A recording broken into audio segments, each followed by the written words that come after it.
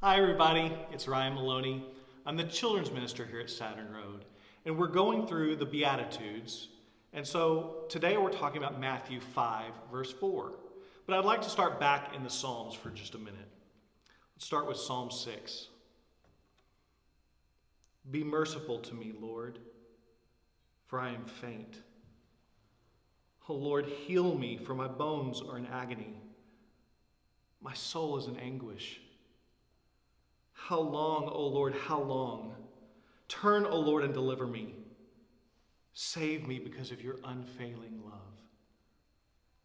I'm worn out from groaning. All night long I flood my bed with weeping and drench my couch with tears. My eyes grow weak with sorrow. They fail because of all my foes. This sounds familiar. I think a lot of us could utter these words.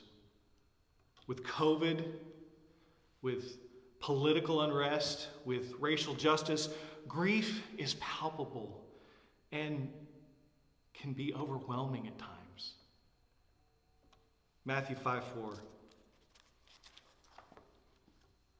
Matthew 5, verse 4 says, "Blessed are those who mourn, for they will be comforted." Blessed are those who mourn, for they will be comforted. That's strange. Jesus calls some people blessed who appear to be quite the opposite. People who mourn don't really seem to be blessed, do they?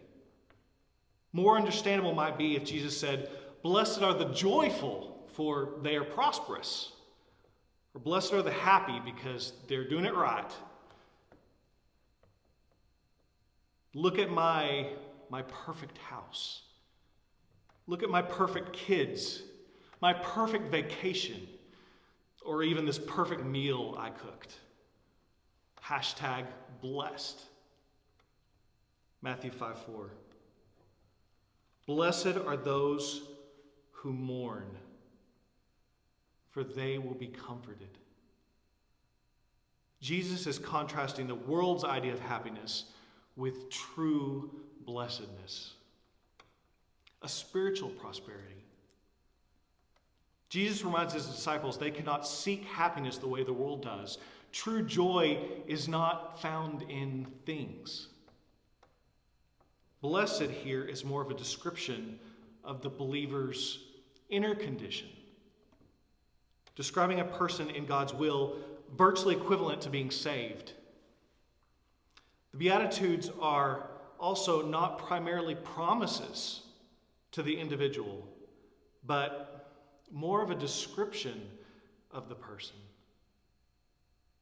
They don't show a person how to be saved, but they describe what a saved person looks like. Blessed are the meek. That's the wrong one. Blessed are those who mourn, for they will be comforted. Some commentators believe that what you're mourning in this passage is your own sin, that Jesus relieves us of guilt and shame that sin gives us by saving us.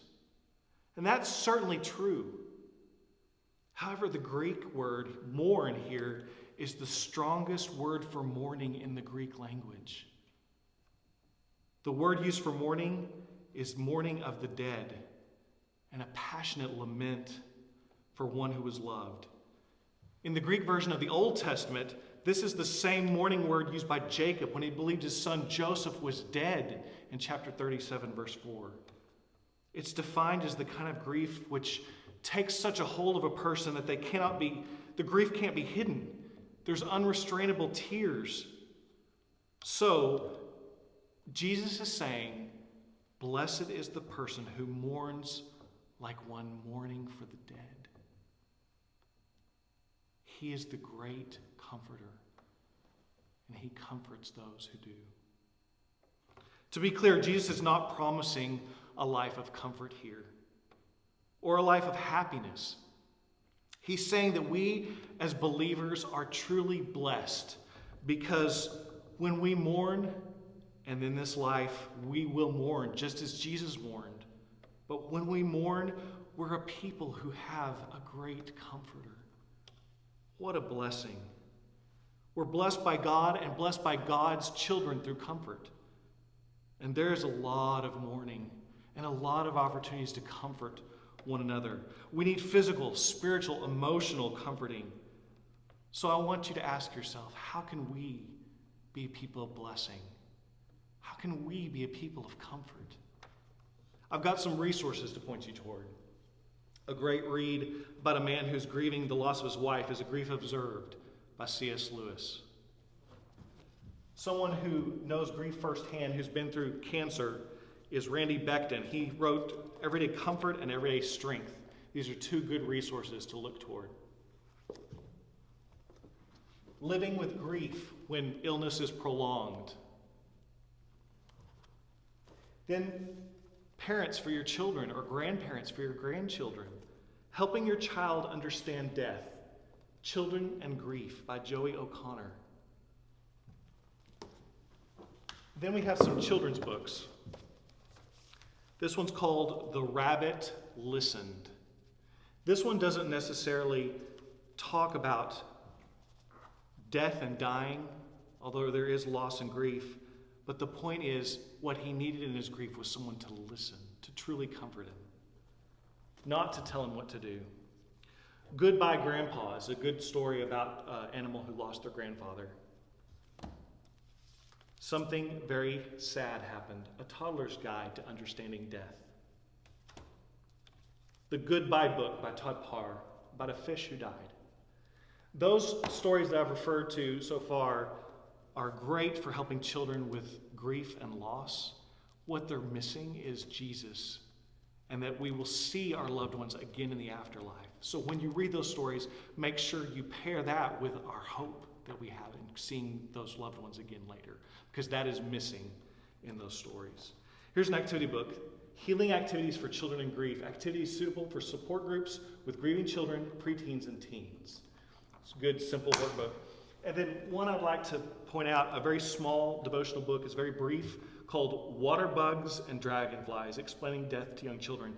This does encompass the gospel, and it does talk about Jesus and his role in comforting us and how we'll see our loved ones again one day. It's a great metaphor for death.